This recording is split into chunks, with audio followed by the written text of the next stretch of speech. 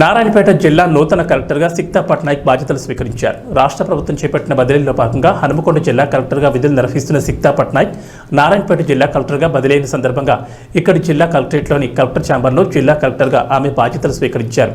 నూతన కలెక్టర్గా బాధ్యతలు స్వీకరించిన జిల్లా కలెక్టర్ను జిల్లా రెవెన్యూ అదనపు collector Ashok Kumar, collectorate AO Narasingarao, DPRO MA Rasheed, collectorate వివిధ సెక్షన్ల పర్యవేక్షకులు, సిబ్బంది, అధికారులు మర్యాదపూర్వకంగా కలిసి పుష్పగుచ్చాలు అందించి శుభాకాంక్షలు తెలిపి స్వాగతం పలికారు.